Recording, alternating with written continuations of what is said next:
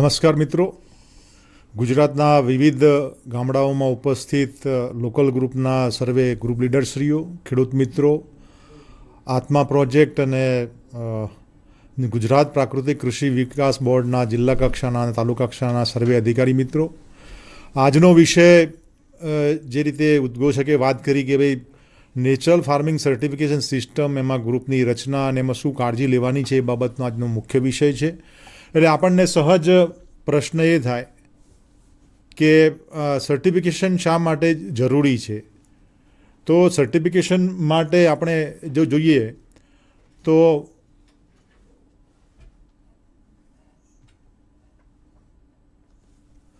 સ્વાભાવિક છે કે જે રીતે ભરતભાઈએ વાત કરી કે સર્ટિફિકેશન શા માટે જરૂરી છે.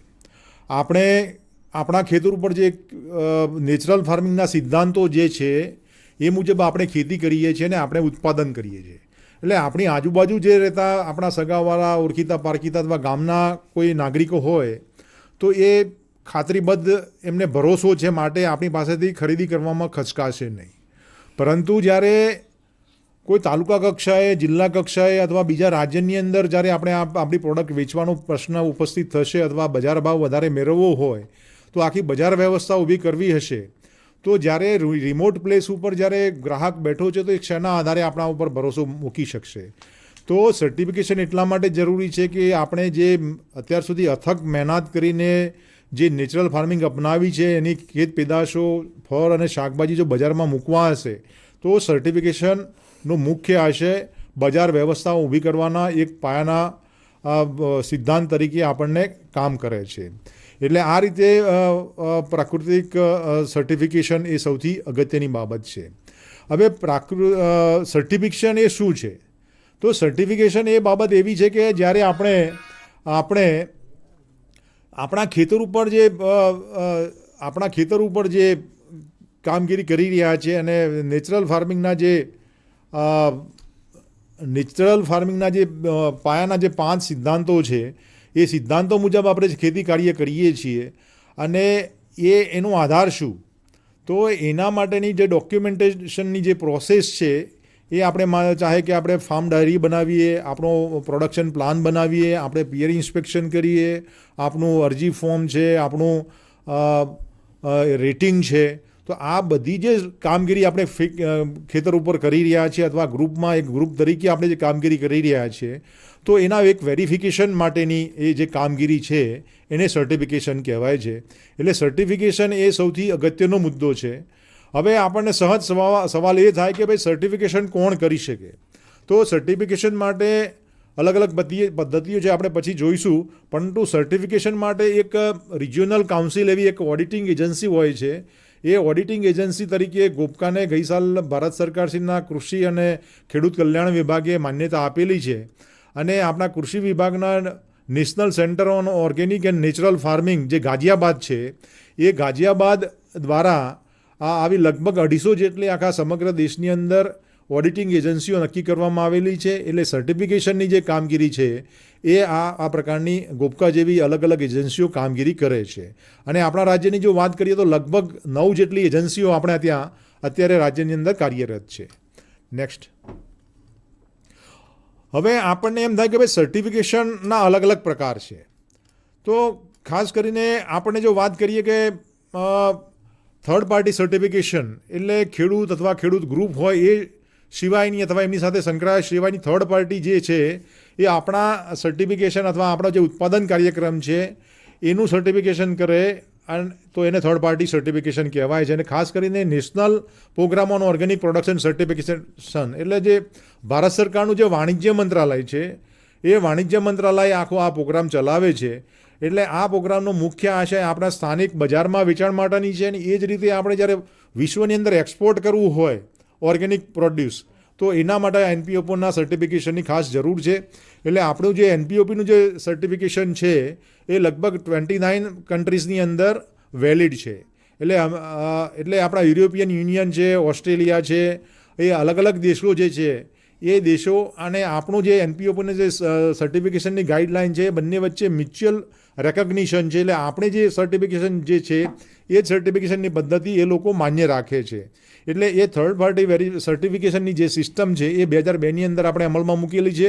પણ થર્ડ પાર્ટી સર્ટિફિકેશનમાં સૌથી અગત્યની બાબત એ છે કે એમાં ખર્ચ થોડુંક વધારે છે. એટલે અમારી જેવી સર્ટિફિકેશન બોડી ભારતની અંદર 43 જેટલી છે. તો એ સર્ટિફિકેશન કોસ્ટ દરેક નાનો અથવા સીમાંત ખેડૂત એ ભરપાઈ ન કરી શકે અથવા એને આર્થિક રીતે પોસાય નહીં. તો એના માટે આપણો જે ભારત સરકારનું કૃષિ અને ખેડૂત કલ્યાણ વિભાગ છે એને પાર્ટિસિપેટરી ગેરંટી સિસ્ટમ એ ઓર્ગેનિક માટે 2015ની અંદર અમલમાં મૂકવામાં આવેલી હતી. એની અંદર પણ ખેડૂતો આખું પોતાનું ગ્રુપ બનાવે, એને ગ્રુપ સર્ટિફિકેશન થાય અને ખેડૂતોએ પોતાની રીતે જ આખી જે કાર્યવાહી કરવાની થાય છે સર્ટિફિકેશનની આંતરિક ઇન્સ્પેક્શનની બધી વિગતો, તો એ પીજીએસ ઇન્ડિયા ઓર્ગેનિકની અંદર થઈ શકે છે. અને એમાં પણ 3-1 વર્ષનો આપણે વેઇટિંગ પીરિયડ હોય છે અને બીજા વર્ષના અંતે આપણે ખેતી પાકમાં અને બાગાયતી પાક જે છે એમાં 3જા વર્ષના અંતે આપણે બજારમાં સર્ટિફાઈડ પ્રોડક્ટ તરીકે લોગો સાથે આપણે બજારમાં મૂકી શકીએ છીએ. હવે જે પ્રકારે આપણે 2019થી સતત આપણે નેચરલ ફાર્મિંગની આખી જે ઝુંબેશ ઉપાડી છે એના પરિણામે રાજ્યમાં બહુ મોટા પાયે ખેડૂતો પ્રાકૃતિક ખેતી કરતા થયા છે. અને સવાલ હવે એ છે કે હવે બજાર વ્યવસ્થા સાથે કઈ રીતે લિંક થવું.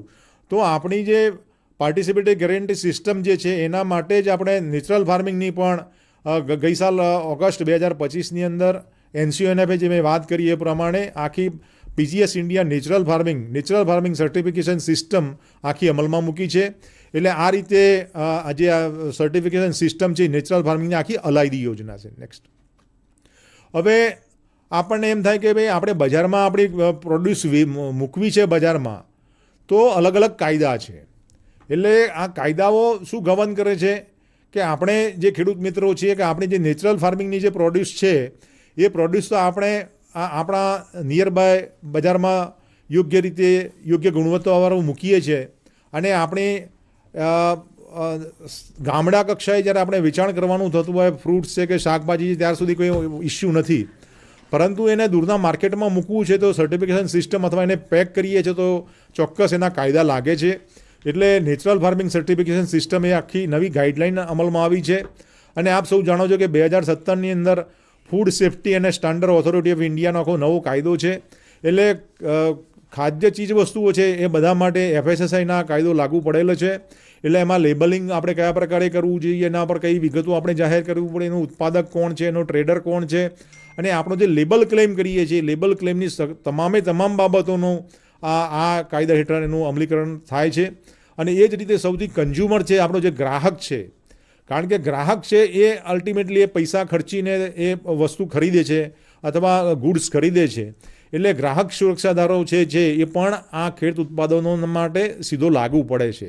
એટલે અત્યાર સુધી આપણી પાસે એવું હતું કે ભાઈ સેલ્સ ઓફ ગુડ્સ એક્ટ હતો, એમાં એવું કહેવાતું કે ભાઈ કન્ઝ્યુમર બિહેવિયર, એટલે જે ખરીદદાર છે ગ્રાહક છે, ગ્રાહકે ખરાઈ કરવાની છે કે ભાઈ એની ગુણવત્તા કેવી છે, એની બાકીના પેરામીટર્સ કેવા છે. તો એ બાબતનું જે બર્ડન ઓફ પ્રૂફ હતું એની જવાબદારી ગ્રાહકના શિરે હતી. હવે એમાં થોડો બદલાવ આવ્યો છે. એટલે બીવેર ઓફ સેલર, એટલે જે વેચાણકર્તા છે એને કાળજી લેવાની છે કે ગ્રાહકની જરૂરિયાત શું છે અને મારે કયા પ્રકારની વસ્તુ બજારમાં મૂકવી છે. એટલે આ એક મોટો શિફ્ટ આવ્યો છે. એટલે આ આપણા જે વેચાણો આપણે બજારમાં મૂકીએ છીએ તો આટલા કાયદા જે છે અને એ આનાથી પણ બીજા કાયદા પણ ડાયરેક્ટલી ઓર ઇનડાયરેક્ટલી આપણને એમાં વેચાણ કરીએ છીએ ત્યારે લાગુ પડતા હોય છે. એટલે મારી વિનંતી એ છે કે આ કાયદાની જે જોગવાઈઓ છે એનું પાલન થાય અને એ પ્રકારે આપણે ગ્રાહકની યોગ્ય વસ્તુ આપીએ એ સૌથી જરૂરી છે. નેક્સ્ટ, હવે આપણને એમ થાય કે નેચરલ ફાર્મિંગ સર્ટિફિકેશન સિસ્ટમ જે છે તો એના આ ધોરણો છે. એટલે કોઈ પણ એના ધોરણો છે અથવા માપદંડો છે તો એ માપદંડોનું આપણે પાલન કરવું પડે. એટલે એમાં સામાન્ય જે જરૂરિયાતો છે ને આપ સૌ જાણો છો કે આપે તાલીમ પણ લીધેલી છે. એટલે આપણે જે કંઈ પ્રાકૃતિક ખેતી કરીએ છીએ તો નેચરલ ફાર્મિંગ પ્રત્યે આપણી 100% પ્રતિબદ્ધતા હોવી જોઈએ કે આપણે કમિટેડ હોવા જોઈએ કે ભાઈ હું પ્રાકૃતિક ખેતી કરું છું તો એના જે સિદ્ધાંતો છે એને ચોક્કસ હું વળગી રહીશ. એની જે ગાઈડલાઇન છે એ ગાઈડલાઇનથી બહાર હું કશું જ નહીં કરું. એ સૌથી અગત્યની બાબત છે. બીજો મુદ્દો એ છે કે ભાઈ આમાં કોઈપણ પ્રકારના રાસાયણિક કેમિકલનો સદંતર ઉપયોગ નિષેધ છે. એટલે રાસાયણિક ખાતર છે, રાસાયણિક દવા છે, અથવા જીનેટિકલી મોડિફાઈડ ઓર્ગેનિઝમ જે છે એ જીનેટિકલી મોડિફાઈડ ઓર્ગેનિઝમનો પણ એટલે જે બીટી પ્રકારના જે બિયારણો છે એનો પણ આપણે ઉપયોગ કરી શકતા નથી. અને એ જ રીતે વૃદ્ધિવર્ધકો જે છે, હોર્મોન્સની જે વાત કરીએ છીએ, આનો પણ આપણે સદંતર પ્રતિબંધ છે. એટલે આ સાઈડના ફોટોમાં અમે એક બતાવવાની કોશિશ કરી છે વડાલીમાં કે અમારે જ્યારે ઇન્સ્પેક્શન લાગતું હોય ત્યારે અમારા જે ઇન્સ્પેક્ટર છે કે ઇવોલ્યુટર છે એ આપના ખેતરની મુલાકાત લે, અથવા આપણા ગ્રુપના જે સભ્યો છે મુલાકાત લે, અથવા પીર ઇન્સ્પેક્શન કમિટીના સભ્યો જ્યારે મુલાકાત લે ત્યારે આ બધી બાબતનું એ પોતે ઇન્સ્પેક્શન કરતા હોય છે. એટલે આપના ફાર્મમાં કદાચ આ પ્રકારની કોઈ જાણે અજાણે કોઈ પ્રવૃત્તિ થતી હોય તો એ નોન કોમ્પ્લાયન્સ બને છે. એટલે તમારું જે સર્ટિફિકેશનનું જે બાબત છે તો તમારો ક્લેમ છે એ ખતરામાં આવી શકે છે. ત્રીજી સૌથી અગત્યની બાબત છે કે નેચરલ ફાર્મિંગમાં આપણે જે કંઈ જે ઇનપુટ્સ છે કે જીવામૃત છે કે ઘનજીવામૃત છે તો એ આપણે ફાર્મ ઉપર જ તૈયાર કરવાનું છે. અને ગાય એ સૌથી અગત્યની વસ્તુ છે. ગાય એ આપણા કેન્દ્ર સ્થાને છે. એટલે ગાય હોવી જરૂરી છે. એટલે ગાયના ગૌમૂત્રમાંથી અને એના ગોબરમાંથી જે કંઈ અને આપણા ખેતર ઉપર ઉપલબ્ધ જે વનસ્પતિઓ છે એના અલગ અલગ અર્ક બનાવવાની જે વાત છે તો ઓન ફાર્મ ઇનપુટ્સ જ એમાં ઉપયોગ કરવાના છે. અને એમ છતાંય આપણે એવી વ્યવસ્થા કરી છે કે કદાચ બધા ખેડૂતો આ વ્યવસ્થા ઊભી ન કરી શકે તો બીઆરસી બાયો રિસોર્સ સેન્ટરની પણ આપણે વ્યવસ્થા કરેલી છે. એટલે એમની પાસેથી આપણે લઈ શકીએ અથવા એકબીજા ખેડૂતો અદલ બદલ એ એક્સચેન્જ કરી શકે છે. હવે ચોથી સૌથી અગત્યની બાબત છે કે બદલાવ સમય, એટલે જેને કન્વર્ઝન પીરિયડ કહેવાય છે, કે જ્યારે આપણે કન્વેન્શનલ ખેતી કરતા હોઈએ અથવા કેમિકલ એગ્રીકલ્ચર કરતા હોઈએ અને એના પરથી આપણે નેચરલ ફાર્મિંગમાં સર્ટિફિકેશનમાં આપણે ખેતી પર શિફ્ટ થઈ રહ્યા છે, સર્ટિફિકેશન માટે માગણી કરી રહ્યા છીએ, ત્યારે બદલાવ પીરિયડ એ સૌથી અગત્યનો છે. એટલે નેચરલ ફાર્મિંગની અંદર બહુ જ લેનિયન્ટ વ્યૂ રાખેલો છે. અને આપણે વર્ષોથી પ્રાકૃતિક ખેતી કરી રહ્યા છીએ એટલે સ્વાભાવિક છે કે ભાઈ આપણને એક સિઝન અથવા 6 મહિનાનો કન્વર્જન્સ પીરિયડ અચૂકપણે આપણે એ હોવો જોઈએ. એટલે આ રીતે એનો આપણે કન્વર્જન્સ પીરિયડ છે. હવે પાક ઉત્પાદન પ્રક્રિયાને લગતા કેટલાક ધોરણો છે આપણે જોઈ લઈએ કે આપને તાલીમ પણ આપવામાં આવી છે કે ભાઈ આપણે દેશી બીજની વ્યવસ્થા કરવાની છે. કે પ્રાકૃતિક ખેતી કરતા હોય તો આપણા સ્થાનિક જે બિયારણ છે એ સ્થાનિક બિયારણ અથવા પ્લાન્ટિંગ મટીરિયલ અથવા ધરું છે કે રોપા છે તો સ્થાનિક જે અવેલેબલ છે અથવા દેશી જાતો છે એનો જ ઉપયોગ કરવાનો છે. અને કદાચ કેટલાક સંજોગોમાં એ પ્રકારના આપણને હાઇબ્રિડ બિયારણ પણ ઉપયોગ કરવાનો થતો હોય, માની લો કે મગફળી છે તો એને કોઈપણ પ્રકારનો પટ, કેમિકલનો કોઈપણ પ્રકારનો પટ આપણે આપવાનો નથી, રાસાયણિક કેમિકલનો પટ આપવાનો નથી, પરંતુ તમે જે બીજામૃત છે તો એનો પટ તમે આસાનીથી આપી શકો છો.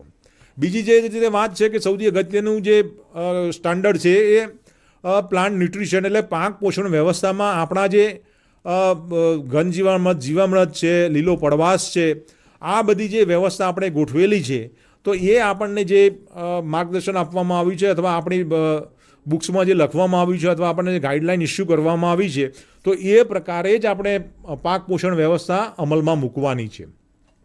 ત્રીજો સૌથી અગત્યનો મુદ્દો એ છે કે ચોમાસા પૂર્વે આપણે લીલા પડવાશનું એક પ્રી શોઈંગ ડ્રાય સમર જે છે કહીએ છીએ કે એમાં ઉનાળાની ઋતુના અંતમાં આપણે એ લીલા પડવાશની આપણે એક આખી સિસ્ટમ નવી ઊભી કરી છે તો એનું પણ આપણે અમલવારી કરીએ. અને સૌથી અગત્યની બાબત છે કે આપણે ઇન્ટરક્રોપ કે મિક્સ ક્રોપ એ આ સૌથી અગત્યની બાબત છે. એટલે આપણે સિંગલ ક્રોપ જે છે એ સિંગલ ક્રોપ આમાં ન લઈ શકીએ, પરંતુ મોટાભાગે આપણે મિશ્ર પાક એટલે સહજીવી પાક અને ઇન્ટરક્રોપ એ કરવામાં આવે તો એકબીજાની જે જરૂરિયાતો છે ન્યુટ્રિશનની છે અથવા પાક સંરક્ષણની દ્રષ્ટિએ અથવા માઇક્રો ક્લાઇમેટ ઊભી કરવાની જે બાબત આવે છે તો એમાં સૌથી ઉપયોગી છે. પછી સૌથી અગત્યની વસ્તુ છે કે પાક સંરક્ષણ વ્યવસ્થા, પ્લાન્ટ પ્રોટેક્શન એ સૌથી અગત્યની વસ્તુ છે. પર્યાવરણમાં અથવા આપણા જે ક્રોપ સિસ્ટમ છે, ઇકોસિસ્ટમ છે એની અંદર રોગ જીવાત તો રહેવાના, જેની અસર થોડા વધતા અંશે તો રહેવાની જ છે, પરંતુ એનું મેનેજ કઈ રીતે કરવું તો એના મેનેજમેન્ટ માટે આપણે નેચરલ ફાર્મિંગ સર્ટિફિકેશન, નેચરલ ફાર્મિંગમાં આપણે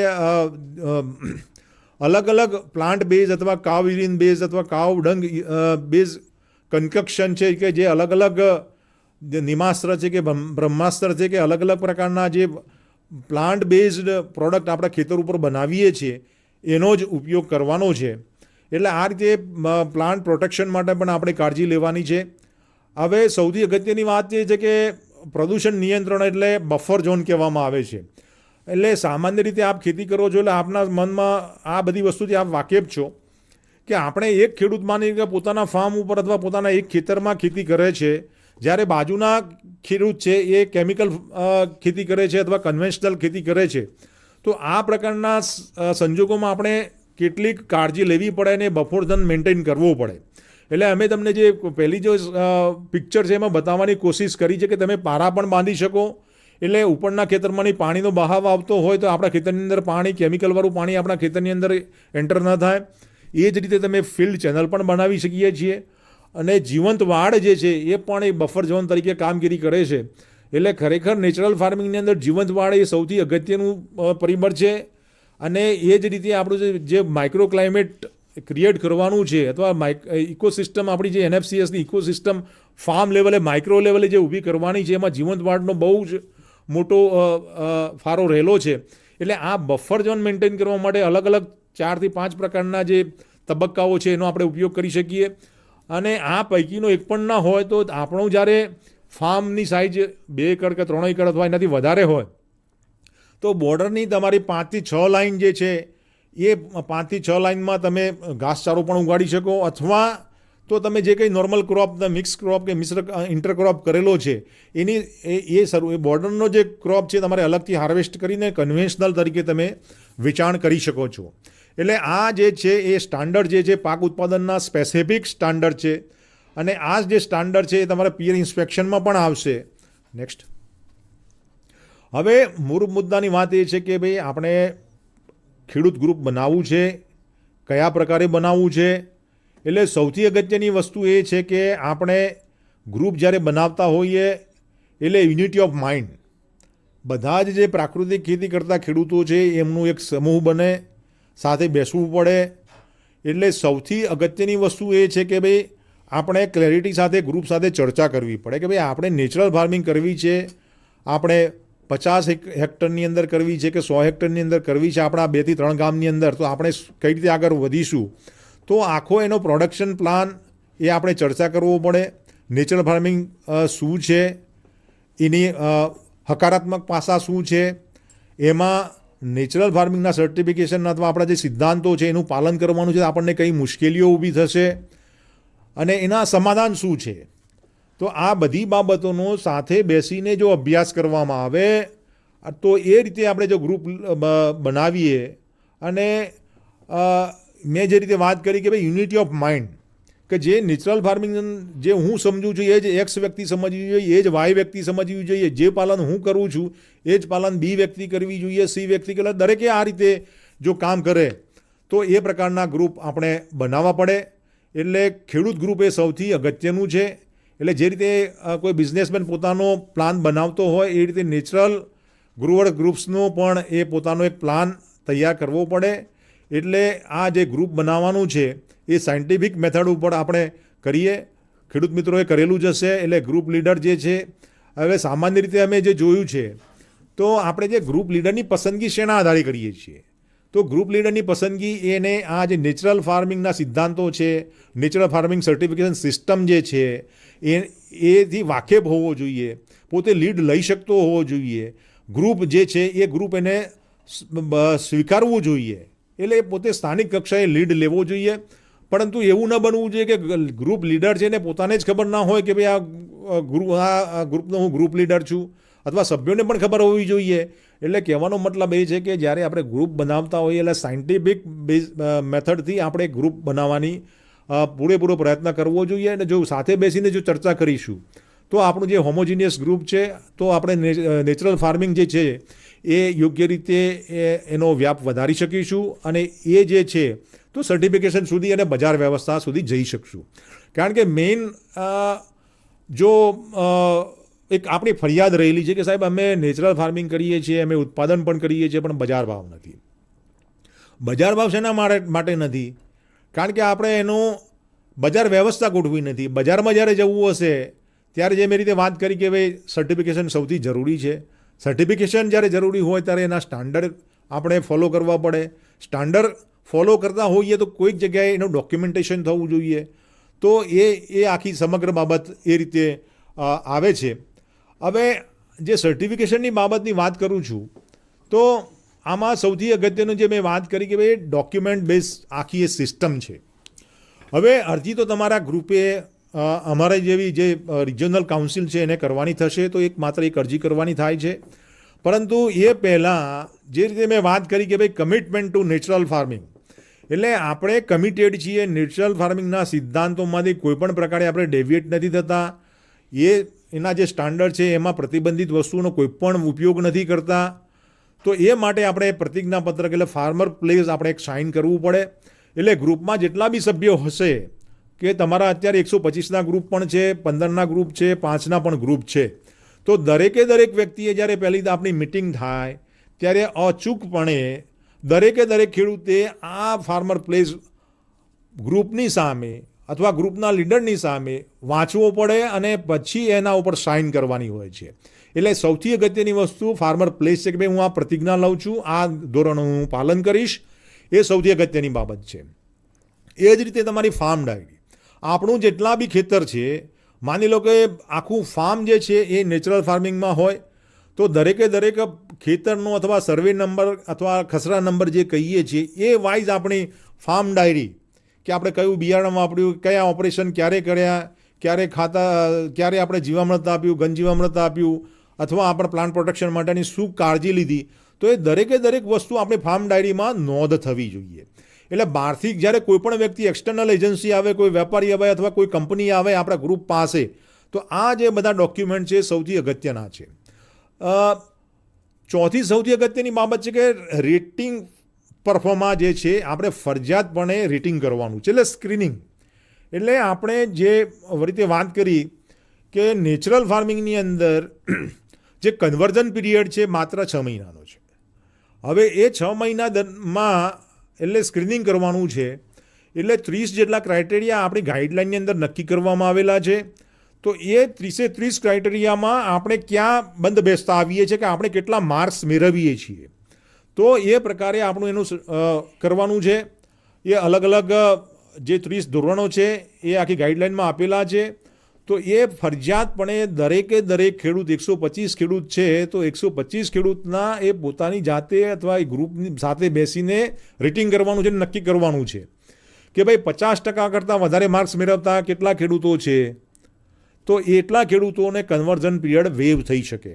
એટલે પહેલી સિઝનમાં જ એનું સિઝનના અંતે વેચાણ કરશે તો ચોક્કસ એ નેચરલ ફાર્મિંગ તરીકે વેચાણ કરી શકે. કદાચ કેટલા ખેડૂત મિત્રોએ શાકભાજીને ઉગાડી હશે તો 60 દિવસે અથવા 70 દિવસે બજારમાં વેચવા લાયક થઈ જાય, તો પણ એ 50% કરતાં માર્ક્સ વધારે હશે તો એને સર્ટિફિકેટ આપણે ઇસ્યુ કરી શકીએ. એટલે ફાર્મર રેટિંગ એ સૌથી અગત્યની બાબત છે.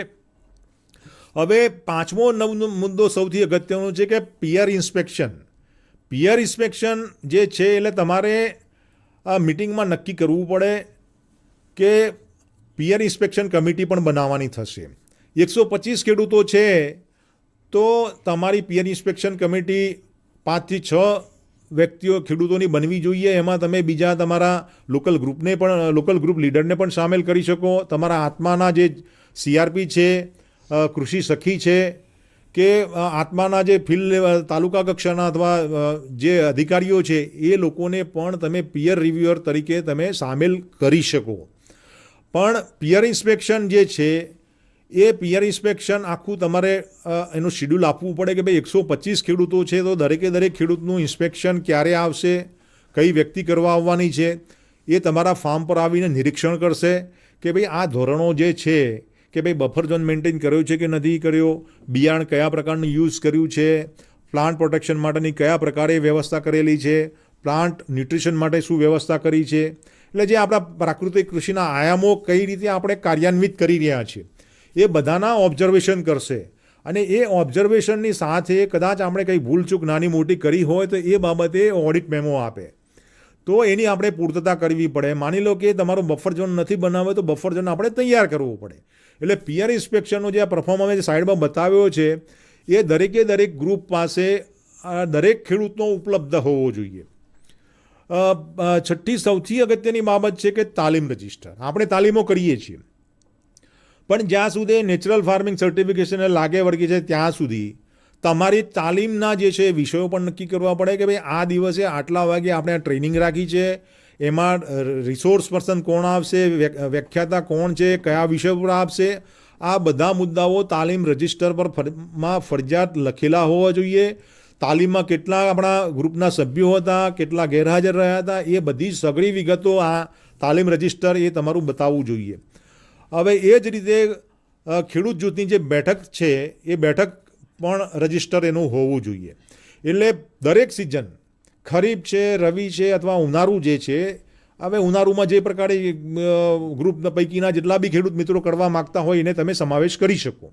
બધા જ ખેડૂત મિત્રો કદાચ ઉનાળામાં વાવેતર ન પણ કરી શકે, તો એ રીતે તમારે સિઝન દીઠ 2 ફરજિયાત બેઠક કરવાની છે, એની મિટિંગ કરવાની છે.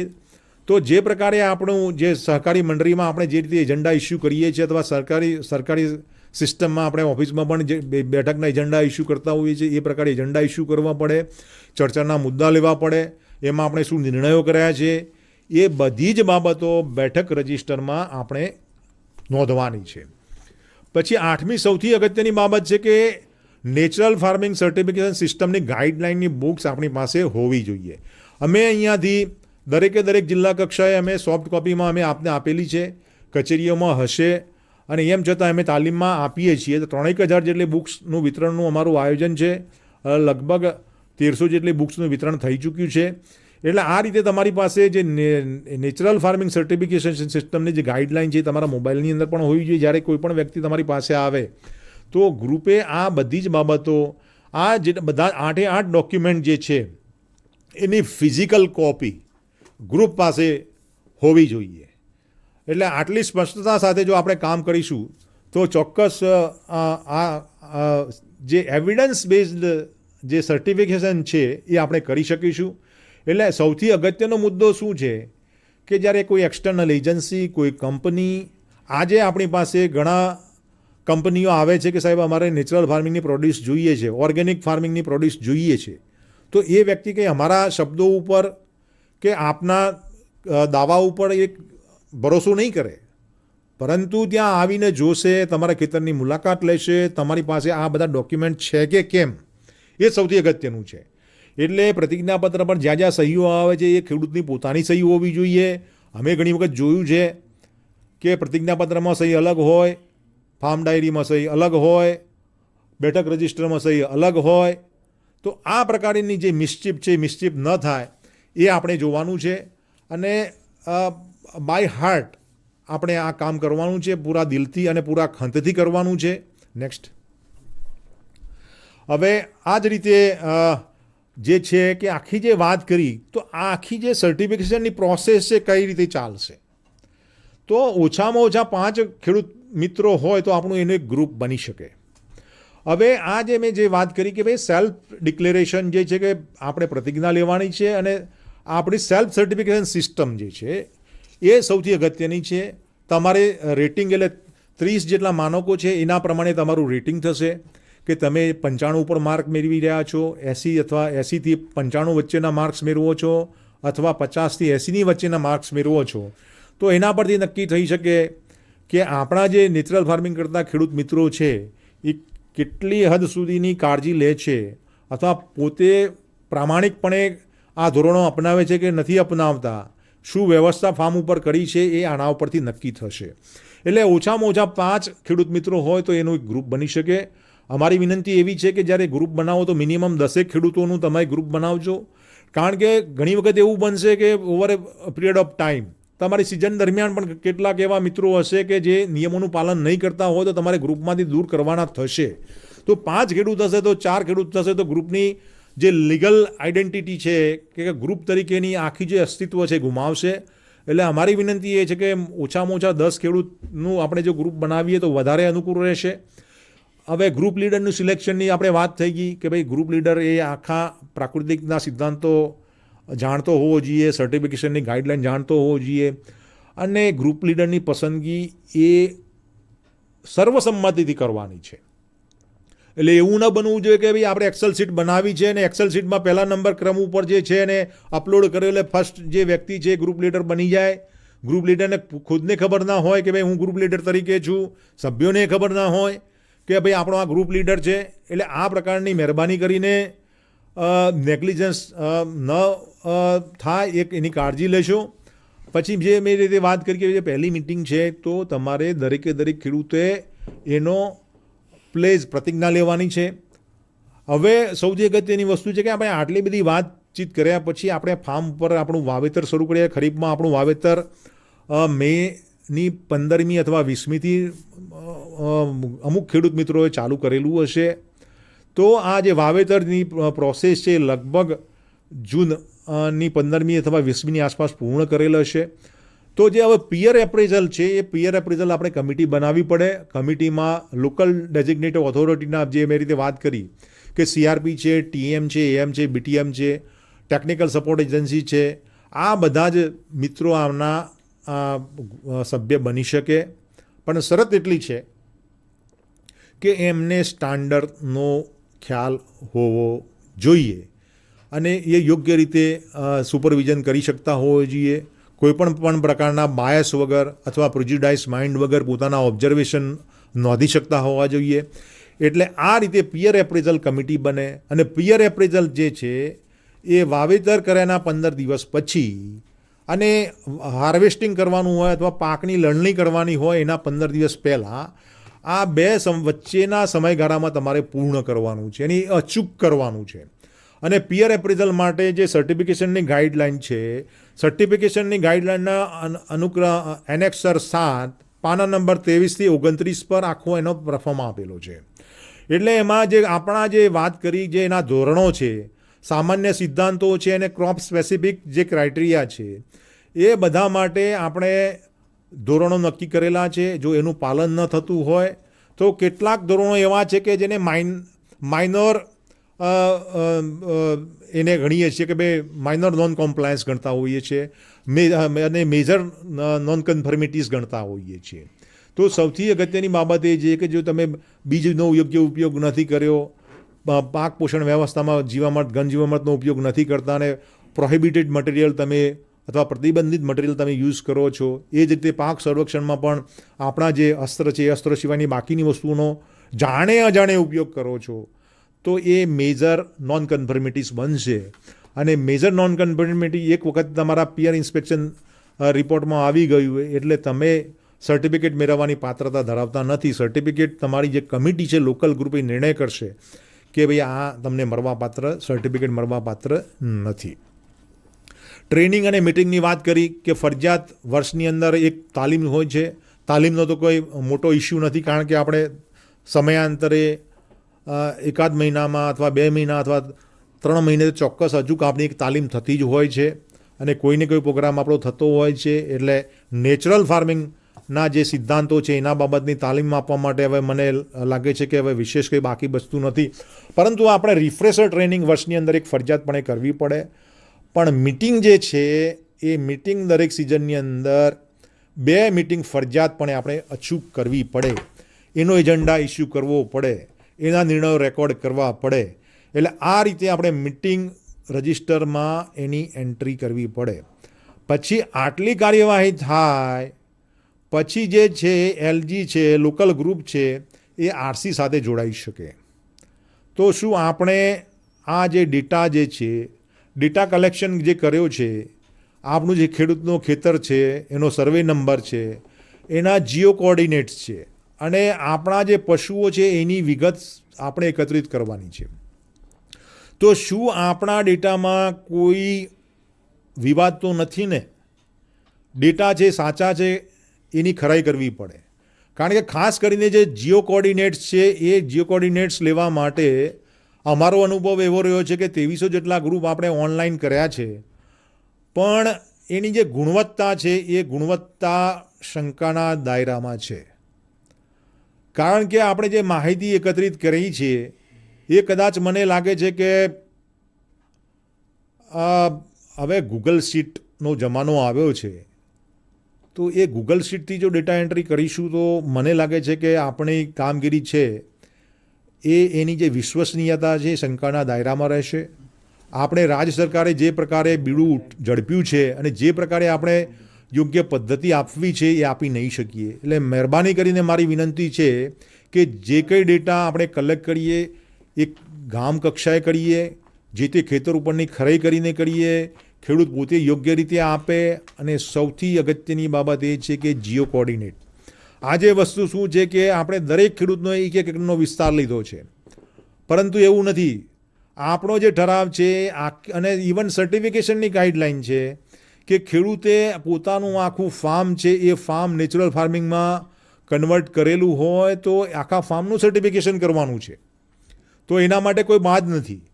તો જીઓ કોર્ડિનેટ એ સૌથી અગત્યની બાબત છે. જ્યારે કોઈ 1 એકર ખેતી કરતો હોય અને જ્યારે પોતે ક્લેમ કરતો હોય અને ક્લેમ કરવાનો આશય બજારમાં જોડાવાનો હોય અને ખરેખરું પ્રાકૃતિક ખેતી કરવાની હોય તો કોઈ ઇસ્યુ નથી.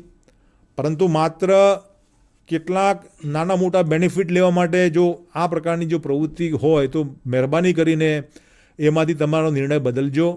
અને ખરેખરું એ ખેતર છે તો એ ખેતરના જીઓ કોર્ડિનેટ મોબાઈલથી તમારે લેવા પડે. ત્રણ સાઈડથી તમારે એના જીઓ કોર્ડિનેટ લેટિટ્યૂડ લોંગિટ્યૂડ લેવા પડશે.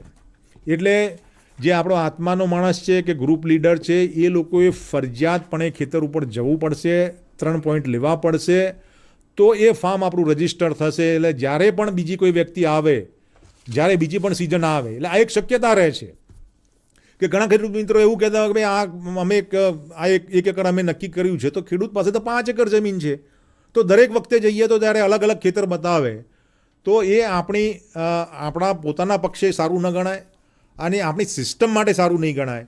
એટલે જીઓ કોર્ડિનેટ તમારે ફરજિયાતપણે, મારે વિનંતી છે કે આત્માના અધિકારીઓ છે કે ગુજરાત પ્રાકૃતિક કૃષિ વિકાસ બોર્ડના જે તાલુકા કક્ષા અથવા જિલ્લા કક્ષાના અધિકારીઓ છે, તો આ ચોક્કસ કાળજી લે કે લેટ લોંગ ફરજિયાતપણે મિનિટ્સ અને સેકન્ડ પણ 5 થી 6 ડિજિટમાં લેવાના છે. કારણ કે તમે આપ તો સૌ અનુભવી અધિકારીઓ છો, આપ જાણો છો કે 1 સેકન્ડ કે 2 સેકન્ડમાં થોડો ફેરફાર થાય અથવા 1 ડિજિટમાં ફેરફાર થાય તો લોકેશન ક્યાંયનું ક્યાંય બતાવતું હશે. ઘણી વખત તમે ડાંગમાં લેતા હોય અને મોબાઈલથી લીધેલું હોય તો મહારાષ્ટ્રનું પણ તમને લોકેશન બતાવશે. એટલે આપણે કામગીરી કરવી છે, યોગ્ય રીતે કરવી છે, તો જીઓ કોર્ડિનેટ જે છે યોગ્ય રીતે લેવામાં આવે. એટલે આ રીતે આપણે આગળ વધીશું.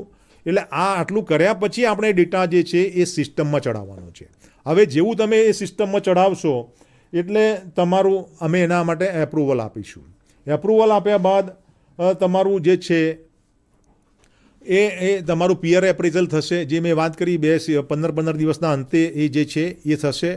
પછી એના પછી આરસીને સબમિટ થશે અને પછી જે એન્ડોર્સમેન્ટ છે એ આરસીને સબમિટ થશે, એન્ડોર્સ કરશે અને જે ગ્રુપ લીડર છે એ ગ્રુપ લીડર પોતાની સહીથી જ અહીંયા સર્ટિફિકેટ ઇસ્યુ કરશે. આ સિસ્ટમની સૌથી અગત્યની બ્યુટી એ છે કે આમાં કોઈ આરસી સહી કરીને પ્રમાણપત્ર નહીં આપે. ખેડૂત ગ્રુપનો જે લીડર છે એ લીડર પોતાની સહીથી આપશે. નેક્સ્ટ. હવે આ આખી જે કામગીરી કરવાની છે, આપણે અત્યાર સુધી ચર્ચા કરી, તો એના માટેનું ફ્રેમવર્ક શું, આપણા પાસે શું માળખું એવું છે કે આપણે આ સર્ટિફિકેશન યોગ્ય રીતે કરી શકીએ. નેક્સ્ટ. હવે આ જે મેં રીતે વાત કરી કે ભાઈ ગ્રામ કક્ષાએ તમારે લોકલ ડેઝિગ્નેટેડ ઓથોરિટી અથવા જે ગ્રુપ છે એની ગ્રુપની એક કમિટી બનાવવાની છે. હવે આ કમિટીમાં 6 જેટલા આપણા સભ્યો આપણે નિયત કરેલા છે.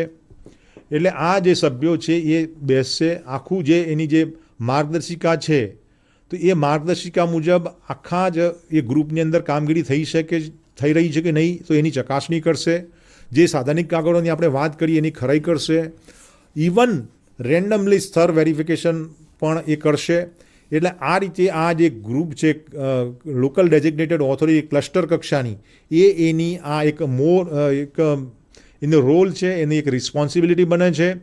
હવે બીજું છે કે આ ખેડૂતો માટે આ જે નિયમો છે, ધોરણો છે એ અનુસરવામાં આવે છે કે નથી તો એનું ચકાસણી કરવાની છે. ચકાસણી એકલી જ નથી કરવાની, ક્યાંય કદાચ કોઈ ખેડૂત મિત્રો ભૂલ કરતા હોય તો એને માર્ગદર્શન પણ આપવાનું છે અને આપણે એને તજજ્ઞતા પણ પૂરી પાડવાની છે. હવે આ રીતે જે આપણે જે ફ્લો જોઈએ એ ફ્લો પ્રમાણે આખી જે ડોક્યુમેન્ટેશન થશે એના આધારે તમારે તાલુકા કક્ષાની સમિતિને પણ તમારે આ વિગતો રજૂ કરવાની રહેશે. અને આ એક વખતની વાત નથી, એક સિઝનનું કામ નથી. આ જે આપણું કામ છે દર સિઝનમાં થશે, વર્ષમાં 3 સિઝનમાં થશે અને વર્ષ થશે. એટલે જે પ્રકારે આપણે ઇન્સ્યોરન્સની પોલિસી રિન્યૂ કરાવીએ છીએ એ જ પ્રકારે આપણું આ જે સર્ટિફિકેશનનું કામ જે છે દર સિઝનમાં ચાલશે. એટલે આપણી જે આ જે બોન્ડિંગ છે અથવા આપણી આ જે જે કામગીરી છે એ સિઝન ટુ સિઝન ચાલશે, વર્ષો વર્ષ ચાલશે, તો લાંબા ગાળે ચોક્કસ લોકો એ અપનાવશે. હવે તાલુકા કક્ષાની સમિતિ પણ છે. જે રીતે આપણે ક્લસ્ટર કક્ષાની સમિતિ છે, તો ક્લસ્ટર કક્ષાની સમિતિ ઉપર પણ વોચ રાખવા માટે આપણે તાલુકા કક્ષાની સમિતિ નિમી છે. અને એમાં પણ આપણા વર્ગ 2 કક્ષાના જે મદદનીશ બાગાયત નિયામક છે કે મદદનીશ ખેતી નિયામક છે, એ સમિતિના અધ્યક્ષ છે. એટલે આખા તાલુકાની ચિંતા આખી જે કમિટી છે એ કમિટી કરશે. હવે એનો મુખ્ય રોલ શું છે? જો પિયર એપ્રેઝલનું જે છે આખું આયોજન કરવું પડશે, કારણ કે જે પિયર એપ્રેઝલ કમિટી છે ક્લસ્ટરમાંથી ગોઠવાશે, તો એનું શિડ્યુલ શું હોઈ શકે, એને શું ટ્રેનિંગ આપવાની છે, એને માર્ગદર્શનની ક્યાંક જરૂરિયાત જણાતી હોય, તો એ આખું જે પિયર એપ્રેઝલ છે કે જે મેજર એનસી માઇનોર એનસી જે છે એ સૌથી અગત્યનો મુદ્દો છે. તો એનું પિયર એપ્રેઝલ એ પ્રકારે થાય, એ પ્રકારે આ જે માર્ગદર્શન જે છે તાલુકા કક્ષાની સમિતિએ કરવાનું છે. અને આ આખી જે તાલુકામાં જે મેં રીતે વાત કરી કે ભાઈ આખી તાલુકાનું મોનિટરિંગ કરશે. અને એ જ રીતે આખું જે લોકલ ગ્રુપ છે, તો દરેક સિઝનમાં એને તાલીમનું અને બેઠકોનું આયોજન પણ કરવાનું છે. અને એના અમલીકરણ અને અહેવાલોનું મૂલ્યાંકન પણ ફરજિયાતપણે કરવાનું છે કે જે પિયર એપ્રેઝલ થયું છે તો એ જે ડોક્યુમેન્ટ છે ડોક્યુમેન્ટેશનનું વેરિફિકેશન કરવાનું છે, અને એમાં જે કંઈ સૂચવવા જેવું હોય તો એ કામગીરી સૂચવવાની છે. નેક્સ્ટ, હવે જિલ્લા કક્ષાની જે સમિતિ છે એ સમિતિ ઓવરઓલ આખા જિલ્લાની જે ચિંતા કરશે. એટલે આપણા ધોરણો મુજબ કામગીરી થઈ રહી છે કે નહીં જિલ્લામાં એ કામગીરી કરશે. અને ક્યાંય સિઝનવાર જ્યારે આ સર્ટિફિકેટ ઇસ્યુ કરવાના થશે તો સર્ટિફિકેશન કમિટી તરીકે ભલામણ કરશે. એટલે જિલ્લા કક્ષાની સમિતિએ બહુ કાળજી લેવાની છે કે ખરેખર આ કામગીરી યોગ્ય રીતે થઈ છે. અને જિલ્લા કક્ષાની સમિતિ જો ભલામણ કરશે તો આરસી તરીકે ગોપકા એને એન્ડોર્સમેન્ટ કરશે અને સર્ટિફિકેટ ઇસ્યુ થશે. એટલે સૌથી કહેવાનો મારો મતલબ એ છે કે એક ગાર્ડિયન તરીકે કામગીરી કરવાની છે, એક ટીચર તરીકે કામગીરી કરવાની છે, અને એક ફિલોસોફર તરીકે પણ કામગીરી જિલ્લા કક્ષાની સમિતિની રહેશે. એટલે આ રીતે કામગીરી કરવાની છે. બીજી વસ્તુ એ છે કે ભાઈ 2% ખેડૂતોનું વેરિફિકેશન, દરેક ગ્રુપના 2% ખેડૂતોનું વેરિફિકેશન તાલુકા કક્ષાની સમિતિ જે લોકોને એસાઇન કરશે, જે અધિકારીઓને એસાઇન કરશે, એ ઇન્ડિવિજ્યુઅલ અધિકારી પણ જાય અથવા ગ્રુપમાં પણ અધિકારી જઈ શકશે. તો એ 2% ખેડૂતોનું નિરીક્ષણ કરવાનું છે અને ખરેખર શું કામગીરી થયેલી છે અને એ રીતે એને વેરીફાઈ કરવાનું છે. એટલે આ વેરિફિકેશન બાદ તમારે ભલામણ કરવાની છે. એટલે મને લાગે છે કે હવે આપણે ખરીફ ઋતુનું વાવેતર પૂર્ણ થયેલું છે, આપણે બહુ સારી કામગીરી કરેલી છે. એટલે આખી જે કામગીરી છે તો તાલુકા ક્લસ્ટર કક્ષાની કમિટી પોતાનું કામ શરૂ કરી દીધેલું હશે. તાલુકા કક્ષાની સમિતિ જે પોતાના પ્રેરણા કાર્યક્રમો છે એ પ્રમાણે ક્લાસ 2 કક્ષાના અધિકારીઓ ખરેખર આપણા ગ્રામ્ય કક્ષાએ આપણા અધિકારીઓ જાય છે કે નથી જતા, કઈ કામગીરી કરી છે એનું વેરિફિકેશન કરે, સારી કામગીરી કરે તો એમને બિરદાવે, જ્યાં ટકોર કરવા જેવી હોય ત્યાં ટકોર પણ કરે, જ્યાં ઉપચારાત્મક પગલાં લેવાના છે ત્યાં આપણા ઉપચારાત્મક પગલાં લઈશું. એટલે આ જે છે કામગીરી એ જિલ્લા કક્ષાની સમિતિની સૌથી અગત્યની બને છે. એ જ રીતે જિલ્લા કક્ષાની સમિતિ પણ પોતાનો ખરીફ 2026નો જે પ્લાન છે એ પ્લાન તૈયાર કરી અને જિલ્લા વિકાસ અધિકારી સમક્ષ મૂકવાની આપણા માન્ય અગ્રસચિવશ્રીએ 4 દિવસ પહેલાં જ એક પત્ર લખેલો છે. તો એ પ્રમાણે આપનું આયોજન પણ થઈ ગયેલું હશે. કદાચ એમાં નાના મોટા ફેરફાર કરવાના હોય તો ફેરફાર કરીને આપણી જિલ્લા કક્ષાના જે કોમ્પિટન્ટ ઓથોરિટી છે એની પાસે અપ્રૂવ કરાવી અને ગુજરાત પ્રાકૃતિક કૃષિ વિકાસ બોર્ડને આપણું આયોજન મોકલી આપશો.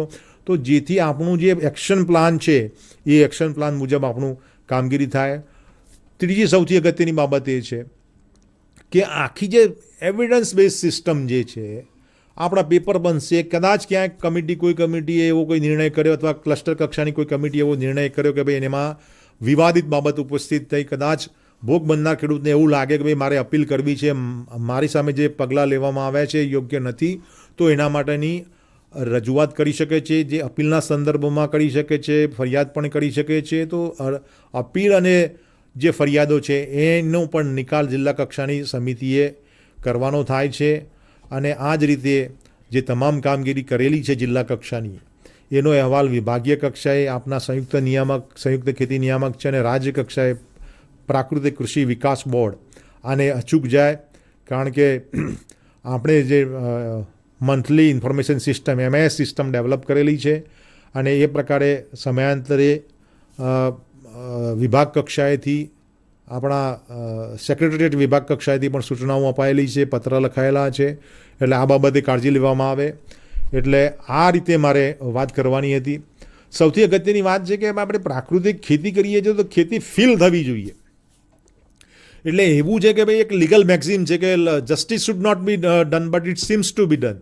જે આપણે ન્યાય કરતા હોઈએ તો ન્યાય દેખાવો જોઈએ. આપણે પ્રાકૃતિક ખેતી કરીએ છીએ તો પ્રાકૃતિક ખેતી કરતા હોય એવું લાગવું જોઈએ. એટલે આપણે પૂરી નિષ્ઠા સાથે કામગીરી કરવી છે. એટલે ગાંધીજીએ જેમ કહ્યું હતું કે ભાઈ મારું જીવન એ જ મારો સંદેશ છે, એમ આપણા રાજ્યની અંદર આપણી પ્રાકૃતિક ખેતી જ એ આપણો સંદેશ છે, અથવા આપણા જે મોડેલ ફાર્મ છે એ જ આપણો સંદેશો છે અને એ ફેલાવો કરશે. તો જેટલા આપણા જે મોડેલ ફાર્મ છે અથવા આપણા BRC છે કે આપણા દરેક ગ્રામ કક્ષાએ આપણા પ્રાકૃતિક ખેતી કરતા ખેડૂતો જે છે એ આખી કામગીરી કરશે. પણ ગોપકાના નિયામક તરીકે મારે ચોક્કસ એ કહેવું જોઈશે કે ગાંધીજીએ જે રીતે દાંડી યાત્રા ખરીદી અને કહ્યું હતું કે ભાઈ કાગડા કૂતરાના મોતે મરીશ પણ સ્વરાજ મેળવ્યા સિવાય જંપીશું નહીં. એટલે આપણે હવે નક્કી જ કરવાનું છે કે પ્રાકૃતિક ખેતી આપણા આટલા રાજ્ય સરકાર આટલા પ્રયત્નો કરતા હોય, આટલા નાણાકીય બેનિફિટ તો સમજ્યા, ઠીક છે, એક આપણને લાભ છે, પરંતુ સૌથી અગત્યનો મુદ્દો એ છે કે પ્રાકૃતિક ખેતી કરવી છે. આપણા રાષ્ટ્રના અને આપણા રાજ્યના જે ગ્રાહકો છે એને વસ્તુ પહોંચાડવી છે. એવી બાબત તો નથી કે બજારમાં ડિમાન્ડ નથી. બજારમાં ડિમાન્ડ છે, લોકો પૈસા ખર્ચવા આપી શકે એમ પણ છે. અને સૌથી અગત્યની વસ્તુ એ છે કે તમે કદાચ કોઈ અનાજ કે ચોખા છે કે ઘઉં છે એકાદ બે વસ્તુ પ્રાકૃતિક આપશો તો એનાથી કોઈ દેખીતો બેનિફિટ નથી. પરંતુ ગ્રાહકને એની પ્લેટમાં જે જોઈએ છે એના ડાઇનિંગ ટેબલ પર જે સામગ્રી પીરસાય છે અથવા જે ભોજન પીરસાય છે એની દરેક ઇન્ગ્રેડિયન્ટ્સ છે એ નેચરલ ફાર્મિંગની એટલી વિશાળ શક્યતાઓ રહેલી છે. એટલે આ વિશાળ શક્યતાઓ અથવા બજાર બહુ મોટું છે. આપને જાણીને આનંદ થશે કે બજારમાં ખરીદનાર ગ્રાહક છે કદાચ 90 રૂપિયે કિલો નેચરલ ફાર્મિંગનો આટો લેવાવાળો વર્ગ છે. પણ તમારો લેબલ ક્લેમ શું છે, તમે કેટલી ખાતરીબદ્ધ કહી શકો છો, તો આખી આ બજાર વ્યવસ્થા ઊભી કરવી હશે તો નેચરલ ફાર્મિંગ સર્ટિફિકેશન સિસ્ટમ એ આપણે અમલમાં મૂકવી પડશે, એ કામ કરવું પડશે અને સાથે રહીને કરવું પડશે. એટલે ગોપકાના નિયામક તરીકે મારે તમને એટલું જ કહેવું છે કે નેચરલ ફાર્મિંગ સર્ટિફિકેશન અથવા પ્રાકૃતિક ખેતીના સર્ટિફિકેશનની જે બાબત છે એ અપ્રાકૃતિક રીતે ન થાય, એમાં સહેજ પણ દેખાવો ના હોય, હિપોક્રસી ના હોય, અને જે કંઈ કરીએ છીએ એ સાચું કરીએ અને આપણા હૃદય સાથે અથવા આત્માના અંતરના અવાજને અનુસરીને જો આપણે કામ કરીશું તો ચોક્કસ મને લાગે છે કે રાજ્ય સરકારના પ્રયાસો સફળ થશે અને દેશના અને રાજ્યના ગ્રાહકોને નેચરલ પ્રોડક્ટ્સ બજારમાં મળી રહેશે અને આખી એક નવી સિસ્ટમ ઊભી થશે. એવું મને ચોક્કસ આશા છે. જય હિન્દ, જય ભારત.